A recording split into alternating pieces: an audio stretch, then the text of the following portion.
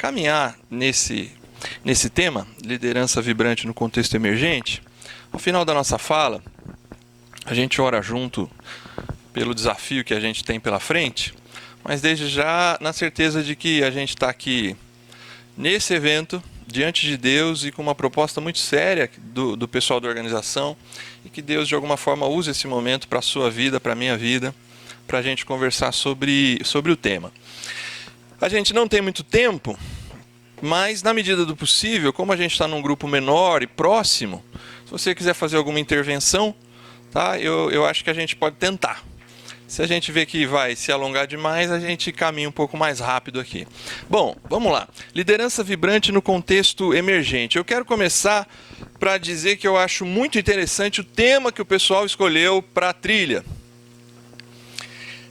Primeiro, quando a gente está falando de contexto emergente, a gente vai falar bastante sobre ele, por isso aí eu tenho uma imagem para a gente abrir, que eu acho que caracteriza o que seria as gerações emergentes, pessoal da Y, da Z e da Alfa, gente que a gente já pastoreia hoje e gente que já pastoreamos inclusive nos nossos MCAs, nossos Ministérios de Criança e Adolescente, e que muito rapidamente serão os nossos jovens e adolescentes. Eu não sei o quanto você tem o hábito, eu por conta do ministério, eu acabo tendo momentos quase que anuais em eventos de jovens. Retiros, congressos e treinamentos, etc. É impressionante, do meu modo de ver, como esse público é rotativo, como parece que eles estão crescendo mais rápido do que o normal. Acabei de falar com um cara que há 2 meses atrás ele era desse tamanho, mas ele está com 1,91. A coisa passa muito rápido e essa galera está chegando cada vez mais. E por que eu acho interessante o tema? E aqui já vai um esclarecimento. Porque a proposta é a liderança no contexto emergente. Eu não sei se você é daqueles, e talvez tenha gente aqui assim, não precisa se manifestar agora, mas que é contra o conceito da igreja emergente. E eu queria me solidarizar a você no seguinte sentido. Realmente eu acho que quando a gente começa a dar adjetivação para a Igreja de Cristo, a gente está se desviando um pouco do que seja a Igreja de Cristo. A Igreja de Cristo é a Igreja de Cristo. Esses termos, igreja emergente, igreja contemporânea, igreja tradicional, igreja dos não sei o que, seja lá o que for, elas são nomenclaturas que ajudam a gente a pensar algumas coisas, mas eu acho que quando a gente se fecha num conceito, a gente pode sim estar afastando a igreja do propósito original dela, de ser igreja, porque é a igreja de Cristo Jesus. Então, eu quero, obrigado. Obrigado mesmo. Como a gente vai falar aqui da ideia de contexto emergente, aí me agrada bastante. Porque nós somos, vocês são, eu sou, nós somos líderes da igreja cristã que cada vez mais está vivendo o contexto emergente. Aí, para mim, faz todo sentido. É uma igreja que precisa conversar com a geração emergente e que precisa servir o ministério cristão num contexto emergente. Então, talvez para alguns de vocês, ou para a grande maioria, não fez muito sentido essa fala inicial aqui, mas como eu acho que a gente precisa ter essa preocupação desses títulos com relação a igreja isso ou igreja aquilo. Mesmo igreja simples, igreja essencial, igreja missional, a igreja é a igreja do Senhor Jesus Cristo. Mas o contexto emergente é o que é importante a gente pensar e nós cada vez mais trabalhamos nesse contexto. Então, eu acho que boa parte do tempo que a gente vai gastar aqui é para fazer você entender o que é o contexto emergente. Para que ao final a gente possa chegar a algumas conclusões do que é liderar e que liderança vibrante é essa que o contexto emergente pede. Para caracterizar bem o negócio aqui, o movimento emergente, a ideia desse movimento emergente que surge no mundo de forma geral, porque a ideia da gente estar vivendo geração emergente, ela não nasce dentro da igreja. A gente está vivendo um contexto geracional universal, mundial. Todo mundo está vivendo isso, alguns de nós às vezes, mas o que está acontecendo com a igreja adventista da promessa? Eu queria te dar uma boa e uma má notícia. A boa notícia é que não é que está acontecendo na igreja adventista da promessa. E a má notícia é que está acontecendo esse problema em todos os ambientes denominacionais, empresariais e socioculturais. Uma crise geracional como talvez nunca se viu antes. Para parafrasear um dos nossos ilustres prisioneiros. Nunca se viu antes na história do nosso mundo uma questão geracional tão séria como a gente está vivendo hoje.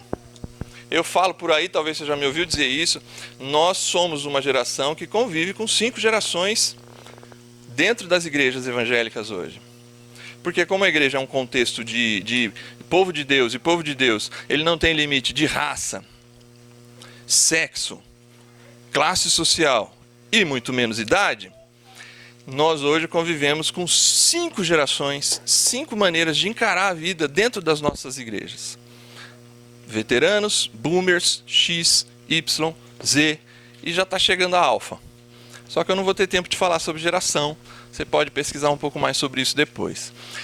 O que é o movimento emergente? Ele se preocupa com a natureza, missão e relevância da igreja no mundo pós-moderno e global, atento aos desigrejados, os decepcionados com o cristianismo institucionalizado, os desviados, os cristãos nominais, os pródigos e os exilados da fé cristã. Então, a igreja que tem preocupações emergentes é uma igreja que está lidando com uma geração que está se afastando da igreja ou que está dentro da igreja decepcionada com a igreja. Por quê? É por causa da igreja. É por causa da geração. É por conta do contexto. Então, aqui tem algumas informações importantes. É uma igreja tentando manter a integridade da sua natureza, manter a relevância na sua missão, ser capaz de cumprir a missão de maneira, como disse o Eleilton lá dentro agora há pouco, com integridade bíblica e relevância contextual, num mundo pós-moderno, globalizado, onde esse movimento de desigrejados aumenta, pessoas decepcionadas com o cristianismo institucionalizado aumenta. Isto é, nós vivemos um tempo, já que eu falei de um polo do nosso universo político, eu vou para o outro polo. Nós vivemos um tempo que o nosso ilustre presidente, a polarização aumentou demais. A polarização é muito pesada hoje. E isso gera em quem está fora uma decepção cada vez maior com a institucionalização da fé. E isso vocês estão acostumados a ver como essa questão institucional, seja na nossa denominação ou em qualquer outra, é algo que causa na gente preocupações excessivas. Então tem essa decepção, tem o pessoal que se desviou, tem cristãos hoje que estão aqui na fé, não estou falando aqui nesse espaço, mas estão vivendo a fé de maneira nominal, isso aumenta cada vez mais. Crises de identidade enormes. E o que o pessoal chama de pródigo e exilado. O que é o pródigo? O pródigo é aquele que decidiu, de alguma forma, se afastar, porque ele quer tocar a vida dele. Eu estou lidando com um casal, eles não frequentam lá o movimento Radiação, e eu tenho convidado eles, e eles estão num processo de separação. O cara tem 33 anos, a menina 24. A menina cresceu numa família adventista do sétimo dia, e se afastou lá pelos seus 17 anos. Qual é a crise que eles estão vivendo?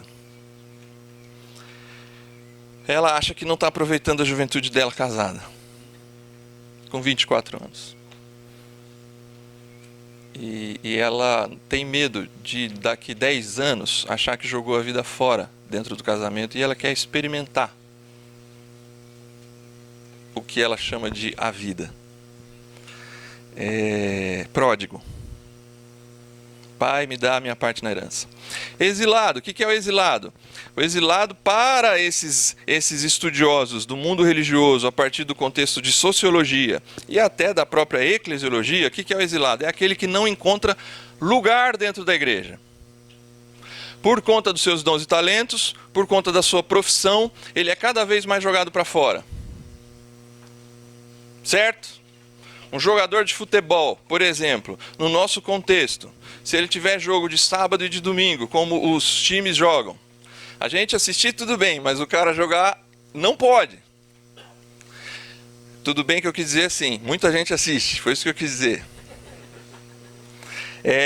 O detalhe, eu não estou aqui, tá? Não estou defendendo certo e errado, eu só estou tentando definir para você o que é o exilado. Um jogador de futebol, dependendo da denominação, ele vai ser exilado da fé, porque ele não cabe ali dentro. Um artista por vezes não cabe dentro da fé por conta da sua arte.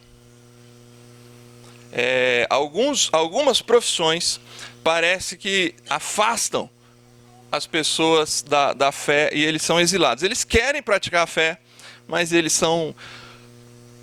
Por favor, pratica a fé em outro lugar, aqui não, que você vai atrapalhar a gente. É mais ou menos assim. Bom, então vamos lá. Contexto emergente, a partir do que a gente viu ali na frase inicial, nós temos uma emersão, isso é, emergir, né? Emergente é a ideia de algo que emerge, que sai da água, né? Algo que estava escondido debaixo da água, debaixo de algo, e ele emerge, ele surge. Então a gente tem a emersão de uma nova cosmovisão, a pós-modernidade, a gente tem a emersão de uma outra religião mundial, a globalização, a gente tem a emersão de uma outra fronteira para os confins da Terra, as cidades, e nós temos uma consequente emersão da geração emergente que está vivendo numa outra cosmovisão, num outro paradigma religioso e numa outra fronteira do que seja fazer missão nesse contexto emergente. A gente vai olhar cada um deles. Começando pelo primeiro aqui. O contexto emergente está baseado numa cosmovisão. E a cosmovisão, estava dito lá na frase inicial, é que a gente vive hoje tentando ser igreja na pós-modernidade. O que é a pós-modernidade? A pós-modernidade ela vai desconstruir a cosmovisão, principalmente cristã. A gente vivia até 1950 dentro de uma realidade de uma cosmovisão cristã. Ainda que o mundo ocidental não fosse cristão, a cosmovisão básica da vida em sociedade era o cristianismo, baseado na ideia... Eita, foi pulando tudo?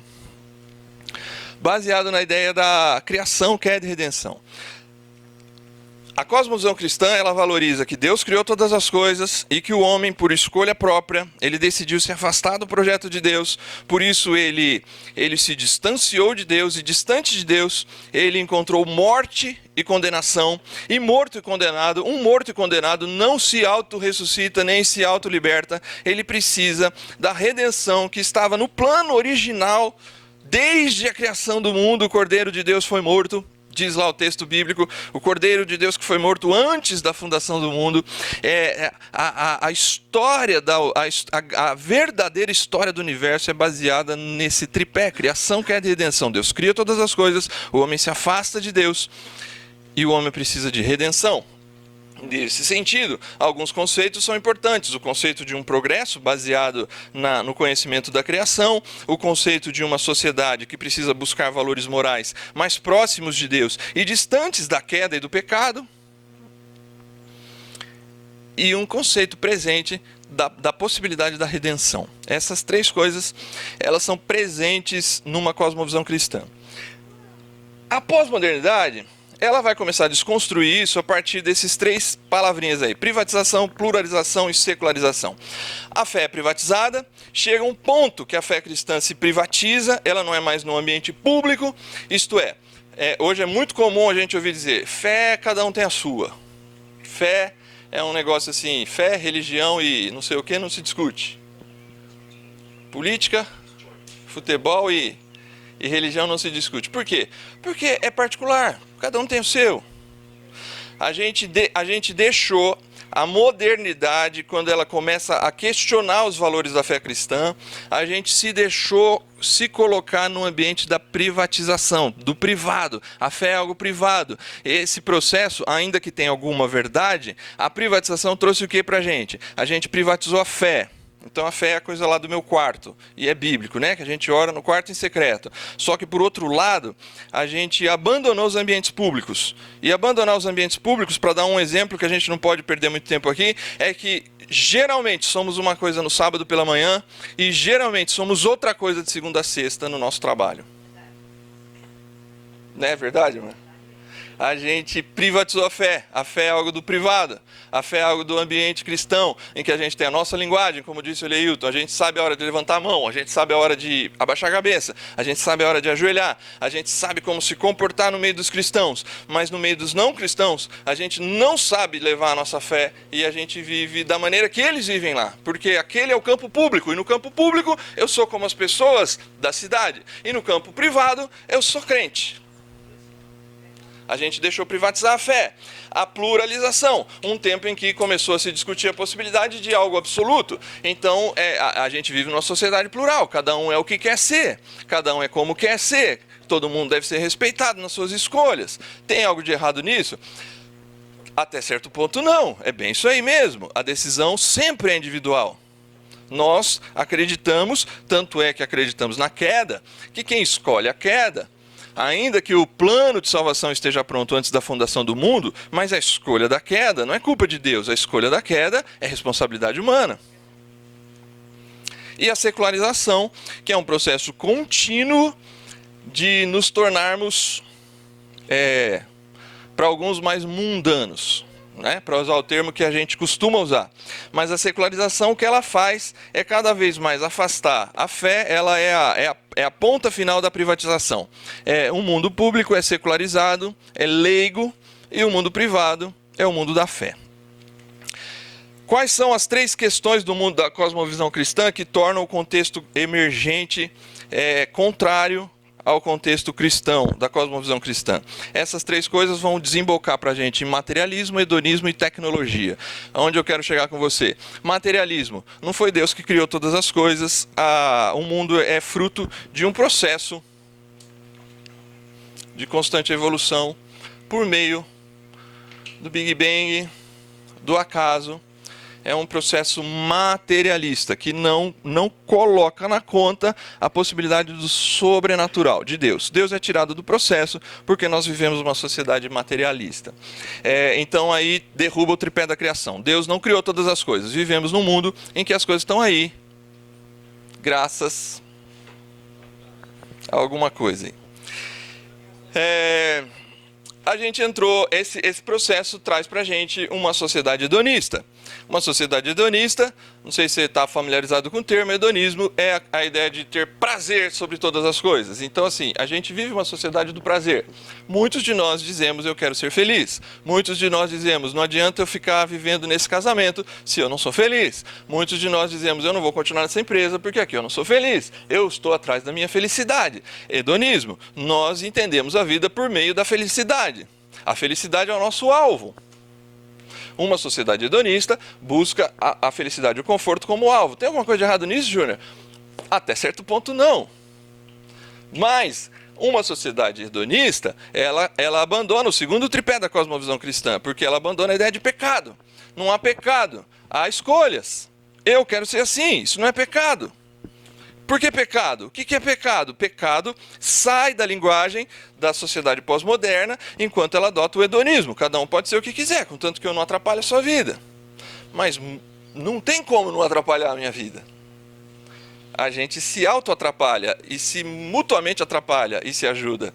A gente foi feito num contexto do amor e da graça de Deus, que faz a gente, o texto está lá, façamos o homem à nossa imagem e semelhança. Deus é 3 em 1. Deus é Trindade, Pai, Filho e Espírito Santo. Ele entende de amor. Ele entende de uma comunidade que vive em submissão, funcionalidade e comprometimento com o propósito. A sociedade foi criada nessa mesma base. Só que quando a gente cria uma sociedade hedonista, cada um por si e vamos em frente. E até ali, né, é mais o eu, né? É. O prazer, a minha Isso. são apenas um objeto descartável. É isso aí, eu vou pregar agora à tarde e eu vou abrir a pregação lá. A Fábio talvez está lá, né? Mas então você vai ouvir já no Ubuntu.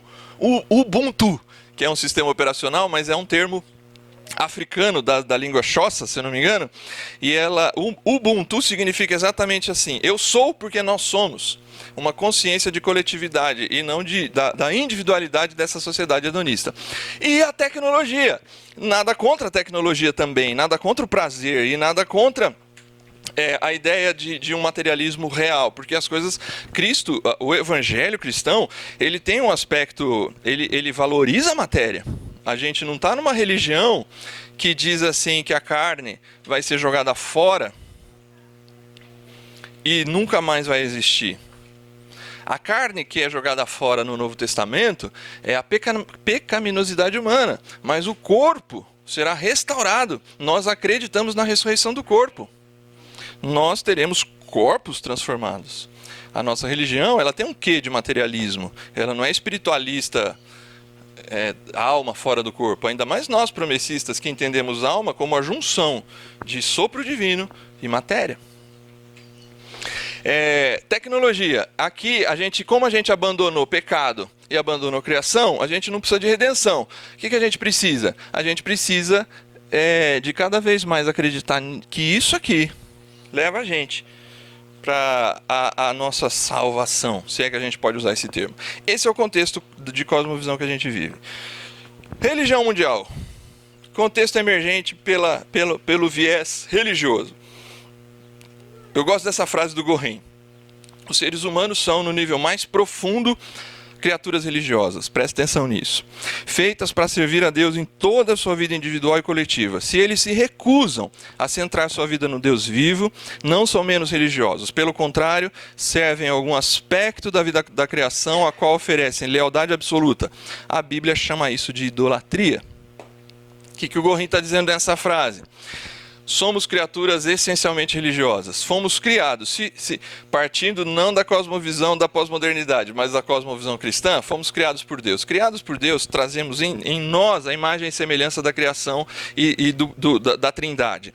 Essa imagem e semelhança faz com que uma das bases fundamentais do ser humano seja a busca da aproximação com aquilo que lhe traz completude. E o que traz completude ao ser humano é a capacidade de se entender como imagem e semelhança de Deus, a capacidade de se relacionar com o próximo, gerando e baseado nesse amor, e a capacidade de se aproximar de Deus como seu Criador. Então, o Gorin está dizendo, somos essencialmente criaturas religiosas. Aqueles que negam a possibilidade de se aproximar de Deus, do Deus vivo, eles não são menos religiosos, mas eles vão escolher algum aspecto da vida da criação ao qual vão oferecer lealdade. Isso é idolatria. Esse é um conceito muito presente no contexto emergente, de tentar entender a idolatria não pelos ídolos materiais do catolicismo ou de qualquer outra religião, mas entender ainda que isso também seja idolatria, mas entender a idolatria pelo fato de que qualquer coisa que a gente oferece lealdade absoluta é a nossa religião. O trabalho pode ser a religião para muita gente, o esporte pode ser a religião para outras pessoas, o sexo pode ser religião para outras pessoas, porque nós para alguma coisa nós oferecemos lealdade. O ser humano precisa dessa relação com o sagrado, com o divino. Quando ele se volta contra o único Deus vivo e verdadeiro, ele vai escolher um aspecto da criação que é bom, mas ele se entrega para um aspecto e isso se torna idolatria na vida dele. Quais são os ídolos emergentes para o próprio Gorin? Ele vai falar da pós-modernidade, a gente já falou dela, eu não vou me alongar aqui. O que a pós-modernidade traz nesse contexto todo que a gente falou, pensando no contexto religioso? É a questão da verdade. A gente abandona a verdade como possibilidade de pensar o mundo. Isto é, hoje a gente vive o tempo que está sendo chamado de pós-verdade. Para alguns, a verdade acabou. Ela nem existe mais. Eu estava ouvindo um tal de, eu não sei, Pedro Doria, eu acho, na CBN. Não sei quem já ouviu Pedro Doria na CBN. Ele fala sobre tecnologia. O Pedro Doria estava falando que tem a Adobe, não sei se você conhece a Adobe, é uma empresa de aplicativos e softwares de tecnologia. Ela trabalha muito com software de vídeo, editoração eletrônica, etc. Quem trabalha em comunicação e produção de vídeo conhece a Adobe Premiere, por exemplo, que é um dos melhores programas aí para editar vídeo. A Adobe tem alguns programas prontos, que é o seguinte, ele migrava aqui, ó, aquela câmera ali do Júlio migrava, e ele está me gravando. E aí a Adobe tem um programa que ela pega uma foto do Lula ou do Bolsonaro e ela me substitui. Ela põe aqui, ó, o Bolsonaro ou Lula falando com vocês, pegando todo o contexto, toda a cena. E o Pedro Doria falou, o programa é tão bom, não está disponível ainda porque tem uma questão legal e ética que está sendo discutida lá nos Estados Unidos. Ele é tão bom, e o Pedro Doria fala assim, vai ficar impossível saber que não era o Lula ali, naquele local.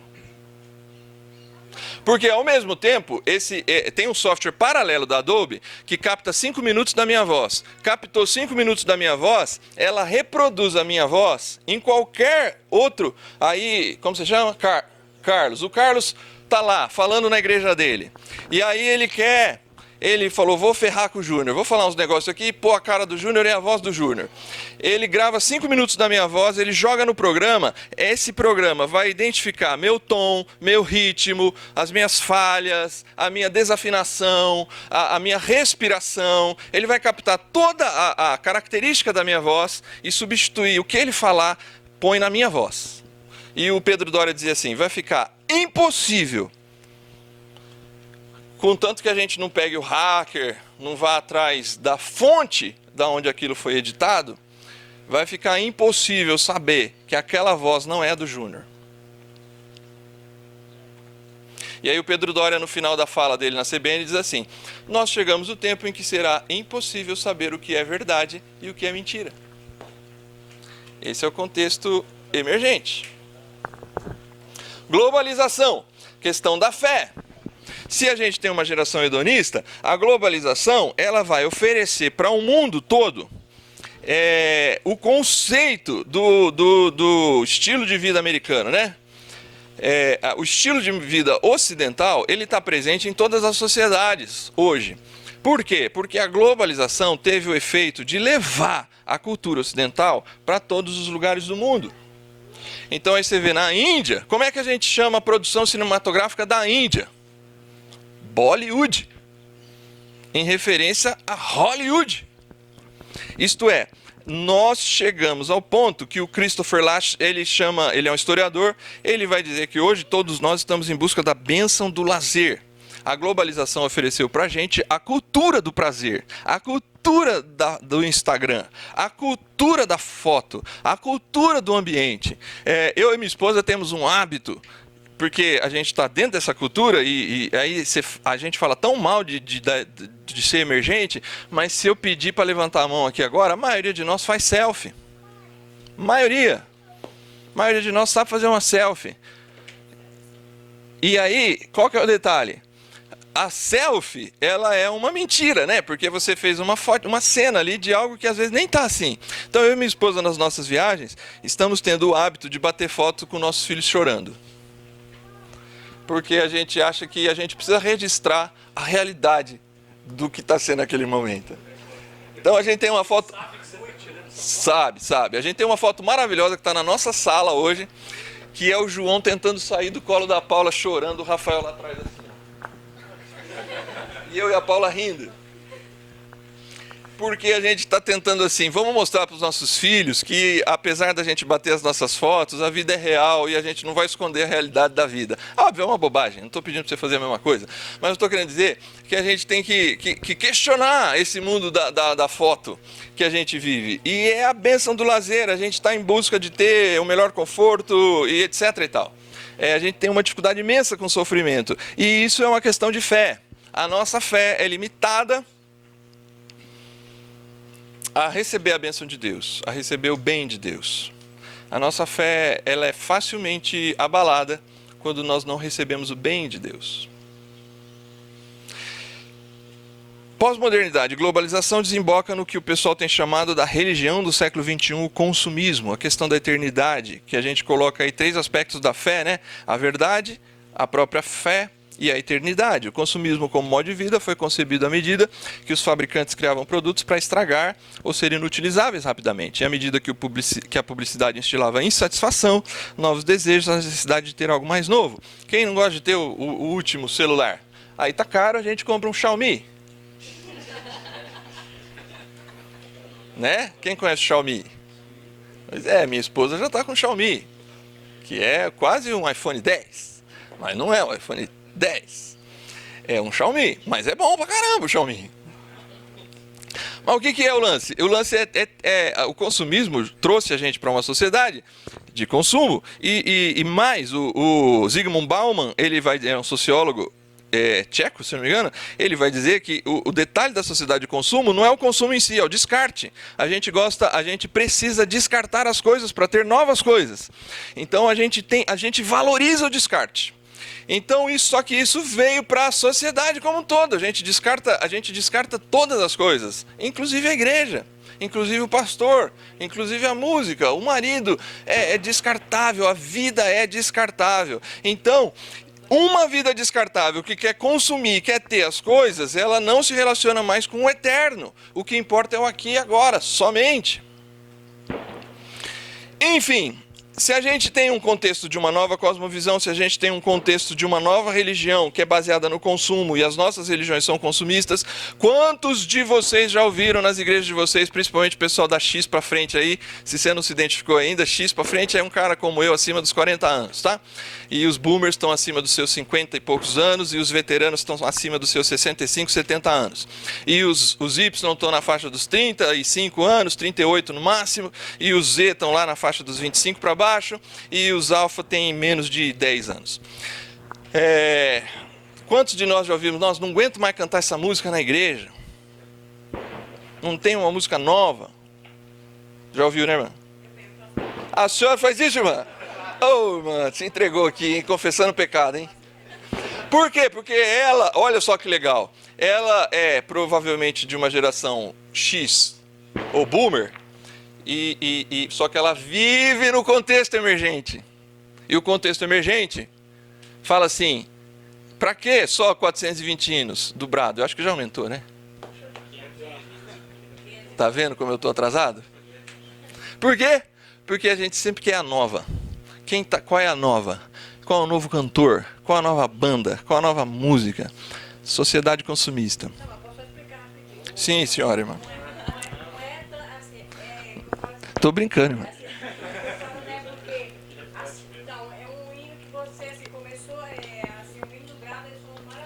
São, eu também acho.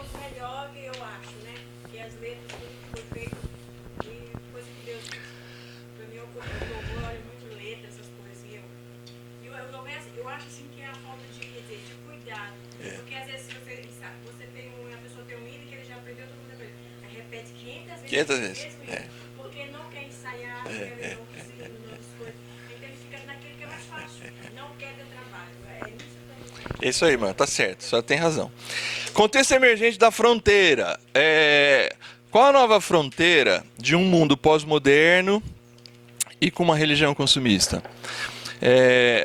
O pessoal que estuda a missiologia hoje tem trabalhado que a nova fronteira do evangelho, os confins da terra, lá de Mateus 28, lá, são as cidades.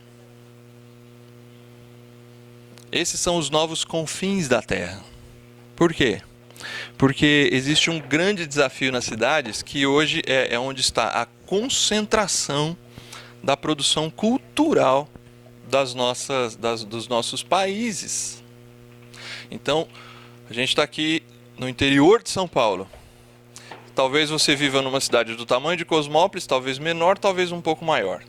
Talvez dos que estamos aqui, talvez as maiores cidades são Ribeirão Preto e Campinas.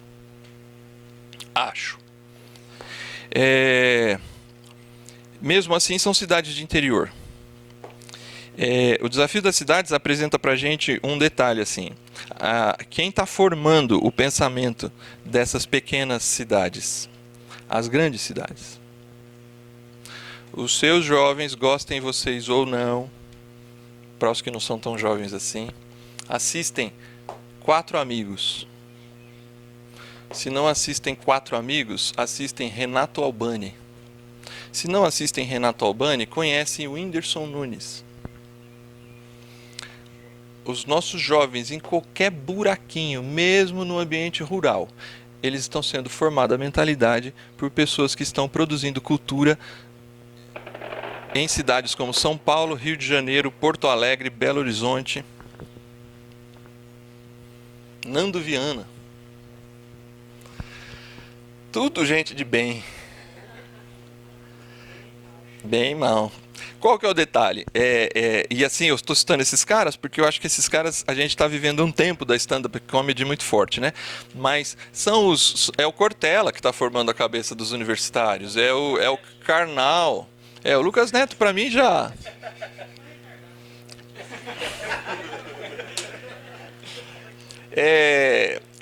Karnal, aqui da Unicamp, quem está formando a cabeça da galera são esses caras. Eles estão lendo Cortella, estão lendo Karnal, estão lendo Olavo de Carvalho, que está lá em Nova York, sei lá onde, produzindo cultura aqui no Brasil. A cidade, ele é um ambiente de produção, de alta produção. Paulo descobriu isso lá no seu tempo e ele pregava em grandes cidades. Paulo, ele tinha uma estratégia, ele e Barnabé, na primeira viagem missionária, se você olhar o trajeto da primeira viagem missionária, eles pulam as pequenas cidades e vão para os grandes centros de propagação da fé. Tessalonicenses ali, Tessalônica que o Eleilton usou, o texto inicial lá um pouco antes do verso 9 vai dizer assim: a fé de vocês se espalhou por toda a região. Por quê? De Tessalônica a fé se espalhou. Por quê? Porque nas grandes cidades está a concentração do mundo científico, do mundo cultural e inclusive do mundo religioso. E aí a gente tem dois processos acontecendo, a urbanização e o urbanismo. Rapidamente, a urbanização é o próprio crescimento da cidade. Hoje a gente já tem mais de 50% no Brasil que mora na cidade e até 2050 se tem uma previsão de 80% a 90% das pessoas vivendo em cidades. Então o ambiente rural tem diminuído muito e esse crescimento é um absurdo. E o urbanismo, essa capacidade da cidade influenciar as pequenas cidades e o mundo rural.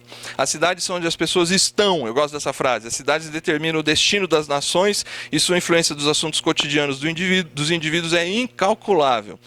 A cidade hoje, ela é o confins da terra. Se a gente chegar na cidade, a gente chega nas pessoas que farão diferença em todos os lugares. Então, por isso, a igreja dita emergente é uma igreja baseada em grandes centros, baseada numa pregação voltada para universitários, para desigrejados, para gente que vive nos contextos das grandes cidades, que às vezes não tem família. Esse casal que eu estou falando para vocês, que eu falei aqui há pouco, eu falei, cara, como é que é a estrutura de família de vocês? Vocês têm alguém aqui em Campinas? Não, Júnior. Minha família é de uma cidadezinha X, a dela é da cidadezinha Y. A gente é sozinho aqui em Campinas. Eles não têm família. Eles estão separados e morando na mesma casa, porque ela não tem para onde ir ainda. E ele também não. E tem que cuidar do filho.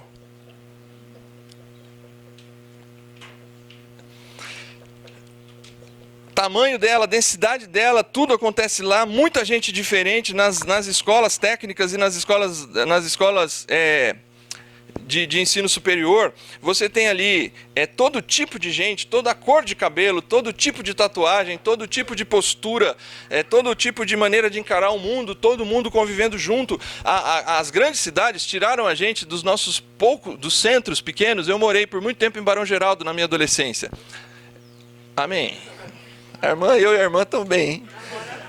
Eu morei muito tempo em Barão Geraldo e eu estudava numa escola pública lá, estadual, a Barão Geraldo de Resende, e as pessoas na rua me cumprimentavam, bom dia, como vai sua família? Porque a gente vivia um ambiente que parecia assim mais ruralizado.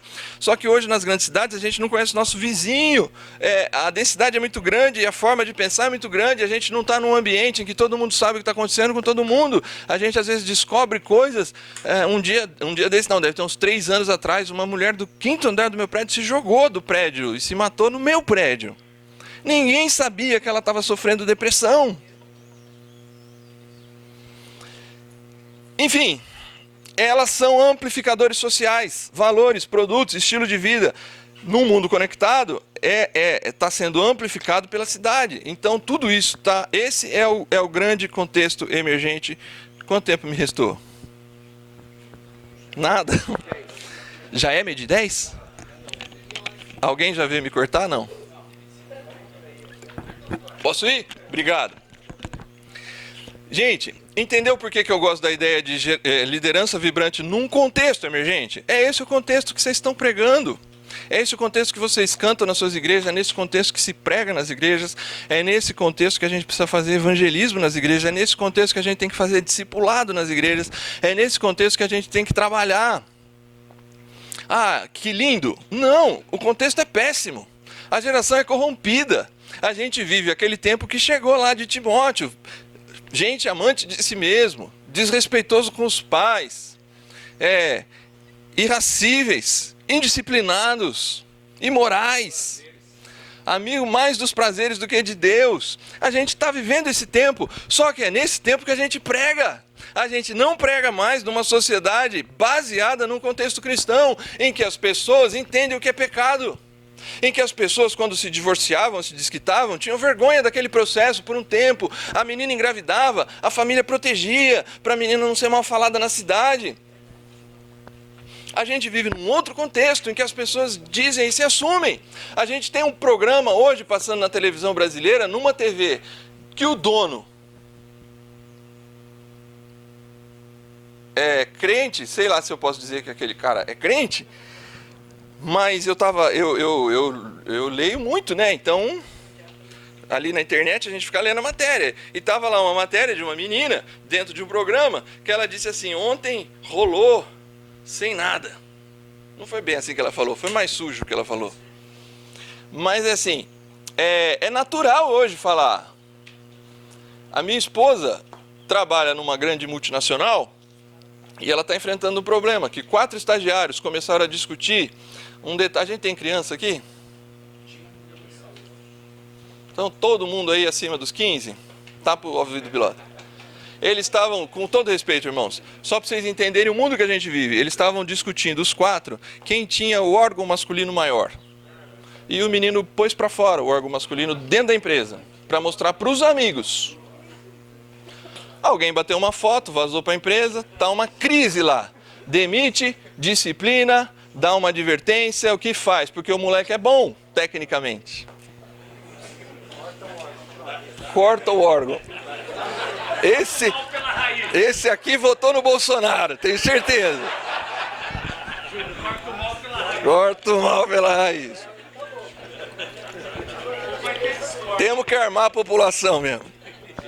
O detalhe é que é com esse tipo de gente que a gente lida, pessoal.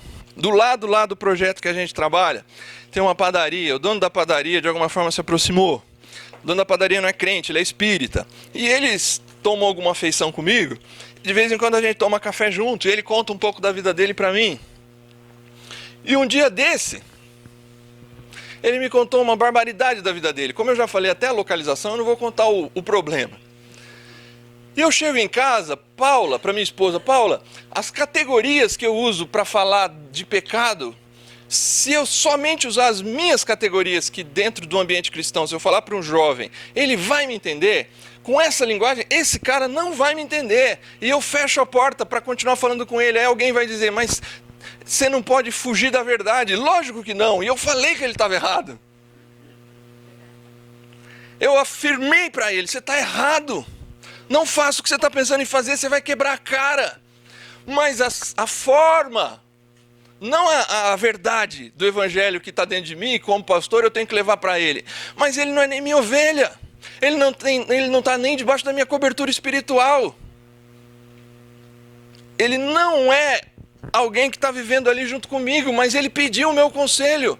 Como é que eu lido com um cara desse? É um contexto diferente. Que tipo de líder e de liderança a gente precisa hoje? Eu começo pelo líder.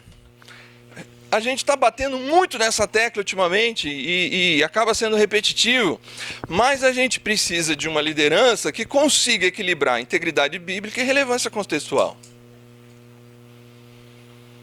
Eu estou falando de coisas aqui que talvez lá no seu ambiente não seja assim, então agradeça a Deus. Eu vivo numa grande cidade hoje que eu estou lidando com gente que o contexto é exatamente esse. E eu preciso ser entendido.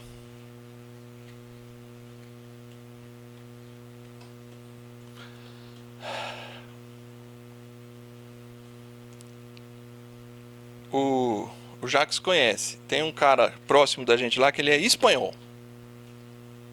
Foi uma vez lá no projeto e hoje ele vai de novo, se Deus quiser. E ele falou assim, ele é espanhol. Ele falou, eu quero fazer uma paella para você. Você não sabe o que é paella? É um prato cheio de frutos do mar. Ou mais. Nem o caldo. O caldo é imundo. Como é que eu mantenho a minha integridade bíblica e a minha relevância contextual? É esse tipo de desafio que a gente está vivendo. Porque eu posso simplesmente dizer para ele, simplesmente apresentar assim, nu e cru, e eu perder a chance de discipular esse cara, de trazer ele e discipular ele para o Evangelho. Ele não aceitou nem Jesus ainda. A primeira vez que ele foi, ele virou para mim e falou, Júnior, achei que não ia entender nada. Gostei, entendi. Esse é meu espanhol. Não sei se você percebeu. Deu. Eu compreendo.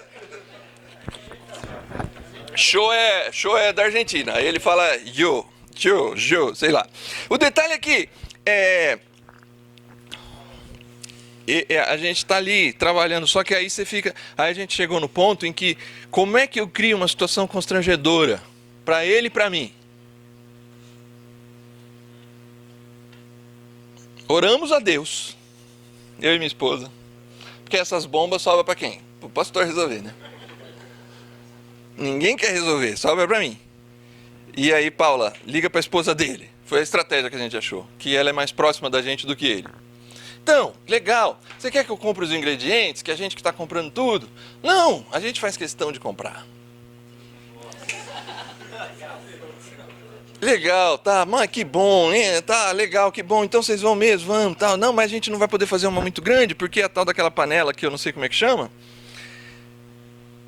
ele não tem uma muito grande, então não vai dar para todo mundo, mas é só um complemento, né? Legal. Qual foi o jeito? Ô fulana, no nosso grupo que frequenta o projeto, grande parte é adventista. E nós temos algumas questões alimentares que pra gente é importante. Então assim, você vai levar, pouca gente vai comer, até porque tem muitos não crentes que frequentam o projeto. E se ele comer, consciência dele. E o outro está oferecendo, está sendo educado. Aí ele fala, eu não sei de onde surgiu isso, mas a menina falou, pode parar, Paula. Ele está fazendo uma paella de peito de peru e de frango. Aleluia. Glória a Deus! Não sei se alguém falou, não sei. Eu só sei que a gente, num ponto constrangedor, que poderia simplesmente fechar uma porta de pregar o evangelho, que a gente chegou num ponto de integridade bíblica e relevância contextual, que a gente precisava se posicionar, ao mesmo tempo precisava tentar não fechar a porta para o cara. Percebe como é difícil? Num ambiente nosso é fácil. Num ambiente que só tem promessista, dentro das nossas realidades, é mais fácil lidar. Quando você parte para pregar o evangelho fora do arraial, a gente enfrenta situações difíceis. A gente não sabe como é que fala para o cara, você está pecando, eu tenho que achar jeito para falar que ele está pecando. Como é que eu falo para ele das questões alimentares? Como é que eu posiciono para ele algumas coisas? Eu tenho um rapaz que falou assim, Júnior, vai ser muito difícil você me convencer de tal assunto. Eu falei, cara, mas eu nem tentei.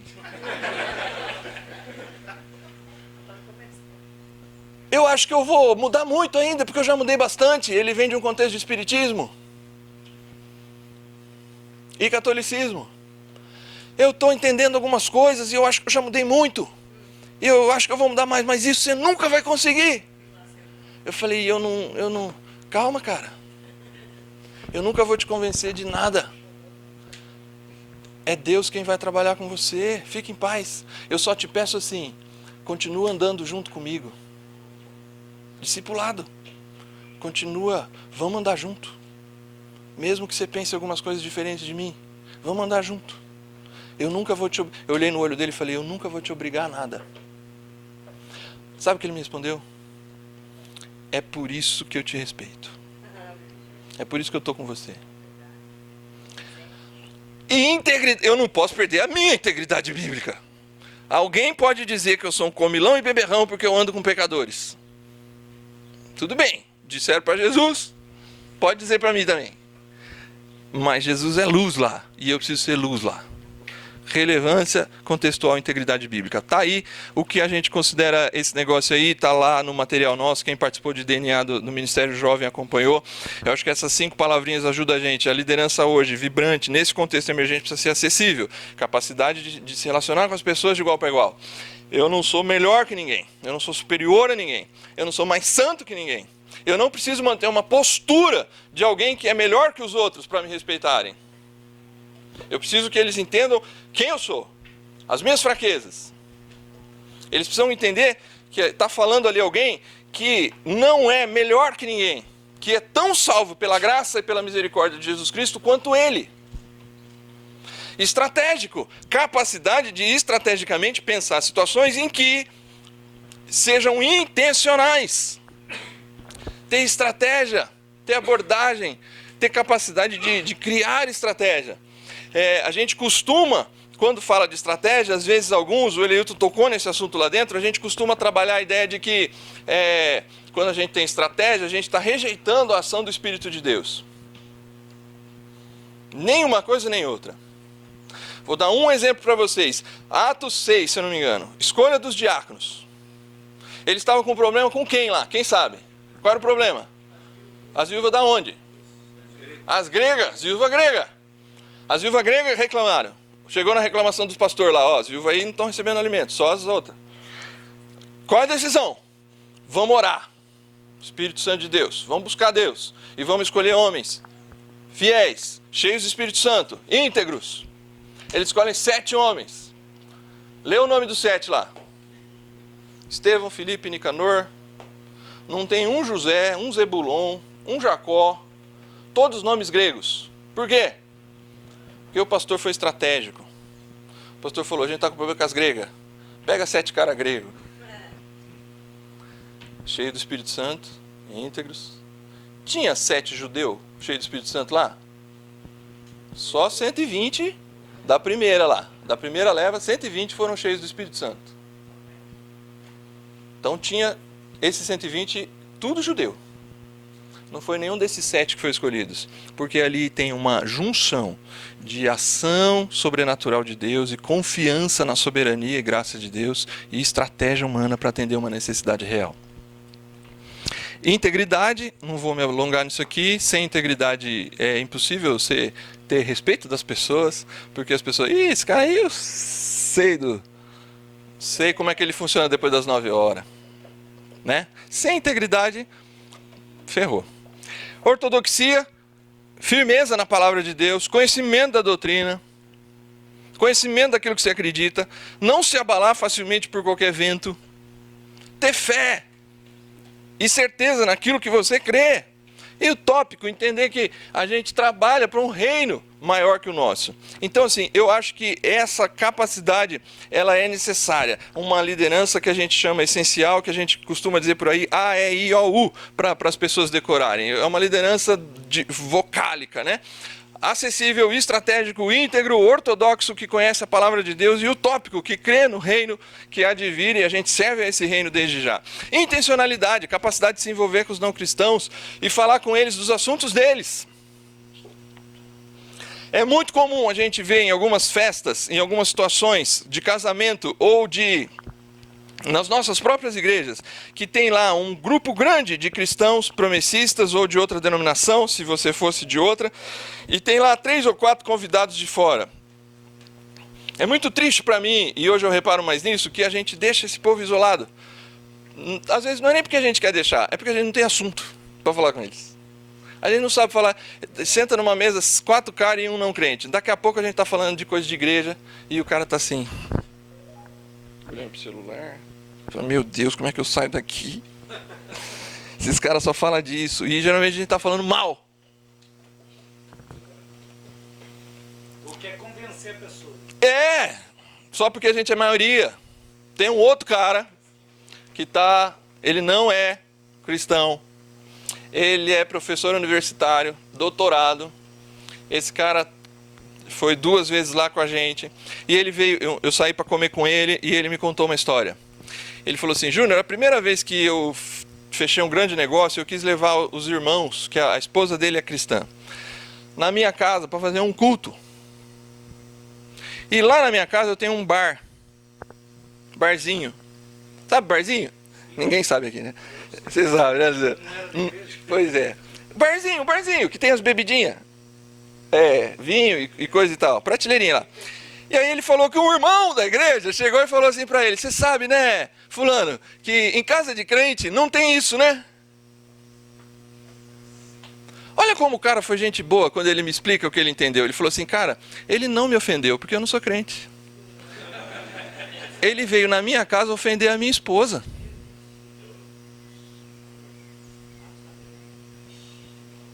Aí ele me conta da profissão dele. Eu não vou falar porque aí eu começo a entregar demais as pessoas aqui. E essa semana no UOL, por providência divina, sai uma matéria do que ele me falou. Eu pego a matéria, mando no WhatsApp dele, falo: cara, olha o que a gente conversou no final de semana. Fiquei muito interessado nisso. Aí tem uma outra série passando no Netflix sobre o assunto. Falei: você já assistiu essa série? E aí para ele está acontecendo um negócio que na cabeça dele deve estar muito louco. Ele falou: caramba, esse é o primeiro pastor que não fica conversando com a minha esposa, porque ela é crente, ele tem assunto com ela, ele está conversando comigo. Eu não mando WhatsApp para a esposa dele. Eu cheguei nele pela esposa, mas eu não mando WhatsApp para a esposa dele: fulano, o que você acha que eu devo falar com fulano? Não, eu mando para ele. A gente precisa achar a maneira de conversar com as pessoas. A gente não precisa falar sobre pornografia ou imoralidades com as pessoas, mas a gente pode se abrir para o diálogo. Intencionalidade, linguagem compreensível, evangelho como significado de vida. Ele precisa ver o evangelho na minha vida, ele precisa ver que a gente é centrado, ele precisa ver que a gente tem uma fé inabalável ali, a gente precisa ir andando junto. A gente tem usado essa pulseirinha desde a convenção, né? Que está baseado nesse estilo de vida, o estilo de vida bless que a gente tem sugerido para a moçada, abençoar as pessoas, a letra B, né? Ouvir as pessoas, capacidade do listen, de ouvir o que as pessoas têm para dizer, comer com as pessoas, sentar com as pessoas, chamá-las para ir na sua casa, ir tomar um café com essas pessoas, falar da sua história para essas pessoas quando abrir a oportunidade, falar como o evangelho mudou a sua vida para essas pessoas. E por fim, confiar em Deus. O último S é o Shabá, é o sábado, é o descanso em Deus. Ele é quem converte as pessoas, o Espírito Santo é quem convence. A gente só apresenta o evangelho. E a gente ouve as questões das pessoas. A gente abençoa as pessoas, mesmo que elas não nos abençoem. Enfim, se a gente tem uma questão de relevância contextual, integridade bíblica, intencionalidade, o líder precisa ser intencional naquilo que ele faz, ele precisa ter essa capacidade de se abrir para o diálogo, de enfrentar, ser luz no mundo. Eu acho Jesus brilhante. Leia, amém mesmo, né? Leia os evangelhos, ele não tem um discurso pronto. Ele prega o mesmo evangelho para várias pessoas, de maneiras diferentes e contextualizadas. Eu tenho usado o exemplo que para Pedro ele fala assim: eu vou fazer você pescador de homens. Mas para a samaritana que tinha 5 e que ela tinha não era dela. Imagina se Jesus fala para a samaritana: eu vou fazer você pescadora de homens. A mulher ia falar assim: opa, isso aí é comigo. Já estou da hora nisso aí. Por que ele não fala isso para ela? Porque não é o contexto. O contexto é assim: menina, se você tomar a água que eu te der. Eu me empolgo igual a senhora aqui, mas tudo bem. Mas é que é da mesma cidade. A gente está próximo aqui. A gente gosta das mesmas músicas. Identidade comunitária e contracultural ao mesmo tempo. Envolvimento com a cidade e pregação contra a cidade. Celebrar o bem da cidade. Tem festas boas nas nossas cidades. Tem algumas festas de gastronomia em Campinas, que a gente pode ir lá abençoar as pessoas. Tem corridas, integração lá, não sei se você já correu integração alguma vez. Tem coisas que acontecem na cidade que são positivas. A gente lá no movimento Radiação, lá, a gente está numa rua que a rua perpendicular assim é cheia de condomínio, e a que sobe cheia de condomínio. A gente passou semana retrasada de condomínio em condomínio, falando assim, a gente quer conhecer o síndico, a gente quer trazer o síndico para tomar um café. Se vocês precisarem de uma reunião do condomínio de vocês aqui, faça a reunião aqui. A gente queria que vocês usassem esse espaço. Esse espaço aqui é da comunidade. Eu fui na Comunidade da Graça, em São Paulo, lá do pessoal do Ronaldo Bezerra, que a gente está para fazer um evento lá, e aí eles falaram aqui, toda terça-feira acontece a reunião da Polícia Militar aqui do bairro, eles se reúnem aqui. A gente pode oferecer musicalização para as crianças, a gente pode oferecer esporte para as crianças, a gente pode tornar os nossos espaços em que a comunidade se veja integrada. Só que a gente rejeita a idolatria cultural. A gente precisa pregar contra a cidade. A gente precisa pregar contra as coisas em que a cidade está se perdendo. A gente precisa ter uma ética. Ah, tudo bem, uma coisa é o cara ter o barzinho, outra coisa é o cara ser um alcoólatra. Tem um outro aí, dos vários que eu fui citando aqui, que eu falei, você tem um sério problema com o alcoolismo, isso vai acabar com você. Isso está sendo a destruição da sua vida. Está acabando? O Tim Keller fala de 5 áreas que a gente tem que responder a cultura contra a cultura. A gente tem que pregar contra. Sexualidade equilibrada. A nossa vida sexual tem que ter equilíbrio. A gente precisa entender que a gente está vivendo num mundo pansexual, mas ao mesmo tempo eu preciso ser extremamente fiel à minha esposa. O mundo precisa ver que eu amo a minha esposa. O mundo precisa ver que o meu casamento é uma família funcional. Dinheiro, a gente precisa pregar contra o consumismo e a favor da generosidade. Faz 12 anos, desde a geração Metanoia, que a gente falava disso. Só compra um tênis novo depois que o tênis tiver gasto. Não fica comprando um tênis atrás do outro. Desde lá eu tenho um tênis. Antigamente eu ia para retiro, eu levava um monte de coisa. Hoje eu vou para qualquer evento, eu levo um único sapato para não ficar trocando. Para quê? 2 pés, né, irmão? 2 pés. Poder. O líder que trabalha nesse contexto, a liderança é compartilhada. Eu não lidero dando murro na mesa. Eu lidero pelo exemplo, eu lidero pela capacidade de que as pessoas dialoguem comigo e decidam andar comigo. Unidade. A ideia de parcerias. Parcerias em que o evangelho cresce e comunidade. As pessoas vivem em sociedade em que elas são sozinhas. Sozinhas. Tem uma outra pessoa que eu falei, cara, estou muito querendo falar com você. Só falei isso. E fui embora. No outro dia chegou uma mensagem. Cara, eu estou precisando muito falar. Foi muito bom você ter me chamado para falar. Eu estou angustiado, eu quero falar com você. Eu falei, caramba. O mundo tá carente, gente. O mundo tá depressivo, ansioso, etc e tal. Vamos lá, acabar aqui rapidinho. O líder precisa pensar que a missão ela é integral, né? Holística é uma palavra para dizer de integral. A gente tem que proclamar o evangelho, discipular as pessoas, adorar a Deus e servir as pessoas. Qualquer uma dessas sozinha, ela descaracteriza a igreja cristã. Proclamar o evangelho, discipular as pessoas, adorar a Deus, mostrar que a adoração é algo, essa conexão com Deus é fundamental e servir as pessoas. E para a gente terminar aqui, diálogo entre fé e trabalho, a liderança precisa pensar nisso, a gente precisa dialogar que o evangelho, isso é ser contracultural. O evangelho não é do ambiente privado, o evangelho é do ambiente público. Eu sou crente onde eu trabalho, eu testemunho da minha fé nos ambientes onde eu vou. Eu não sou o crente das 4 paredes. Tem uma frase, eu não sei de que pastor eu vi. Se você é daquele que ora emocionado, só dentro da igreja, quando está no meio do povo e dentro do seu quarto, isso não acontece, tem algo errado com você. Talvez você está mostrando para as pessoas e não é um relacionamento direto com Deus. É assim. A vida, ela acontece fora das 4 paredes. E é lá que o evangelho precisa acontecer. Então a gente precisa dialogar com o que está acontecendo com a tecnologia. A gente tem que dialogar com a vocação e o chamado das pessoas. A vocação e o chamado das pessoas não é para cantar, pregar, orar, recolher oferta e dar aula para as crianças. A vocação das pessoas é ser engenheiro, pedreiro, dentista, publicitário, radialista, jornalista, advogado, político. A gente está lá fora e é lá que a gente prega o evangelho. Ampliação do conceito, glória a Deus. A gente tem o conceito do glória a Deus aqui dentro, né? Vamos dar um glória a Deus. E é muito legal dentro da nossa cultura, porque a gente se emociona e quer dizer mesmo, glória a Deus, aleluia.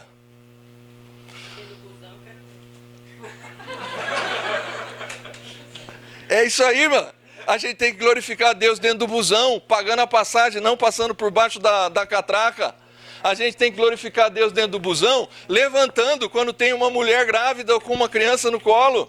A gente glorifica a Deus na empresa quando a gente rejeita a proposta da propina, quando a gente rejeita a proposta de fazer uma coisa errada para agradar um chefe. A gente glorifica a Deus quando a gente entrega um trabalho de qualidade, quando a gente chega no final do mês e o chefe fala assim, caramba, você foi bom esse mês, você não enrolou, você não passou teu chefe para trás.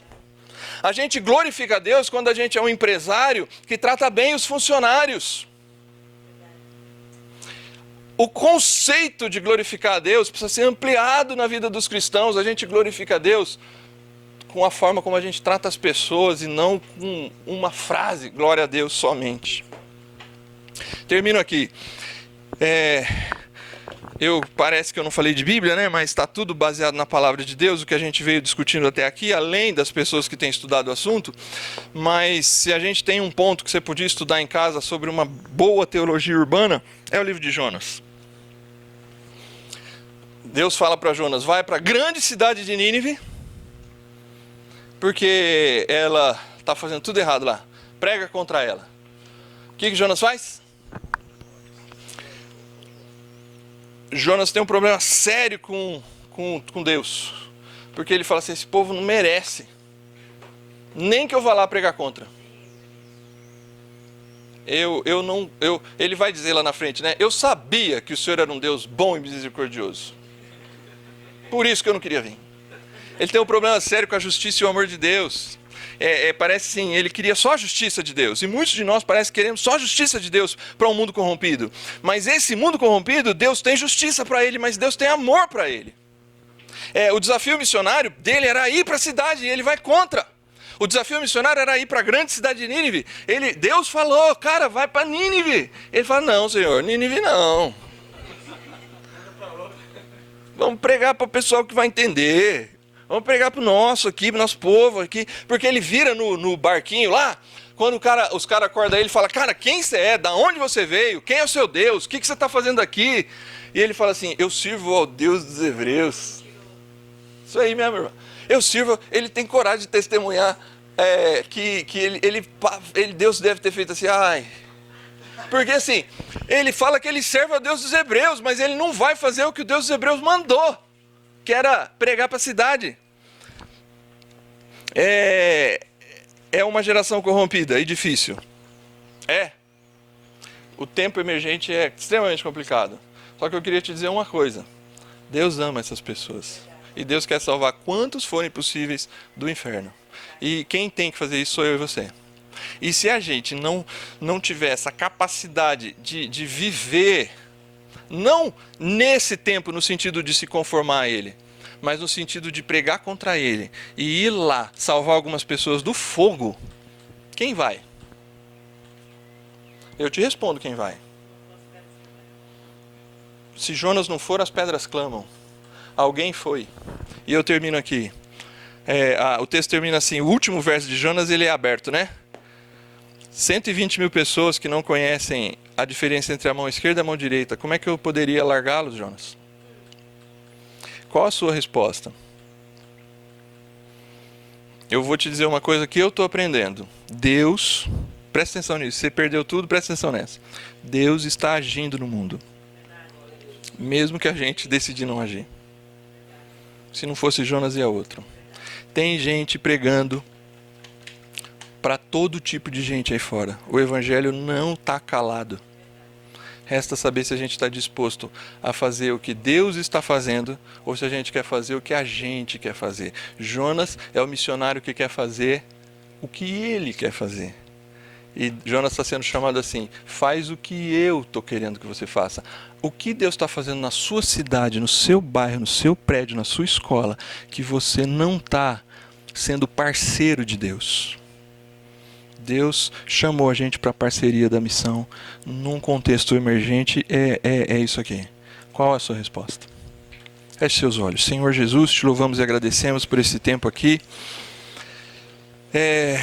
O tempo não é fácil, o tempo não é simples, o contexto é complicado e a gente não tem que ser uma igreja. Ser igreja não é ser emergente, mas é pregar para esse mundo emergente.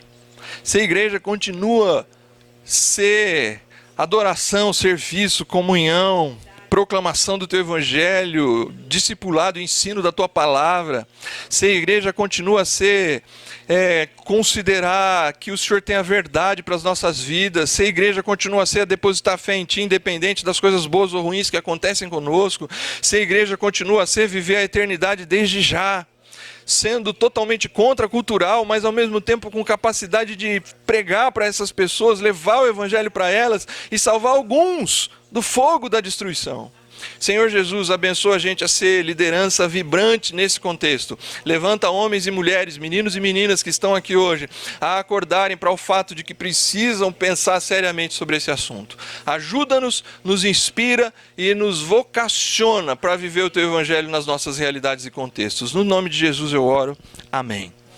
Amém, pessoal. Se você quiser material de bibliografia, você que gosta de ler, A Missão da Igreja Hoje, do Michael Gorin, está aqui na minha mochila, se você quiser ver o livro, bater uma foto.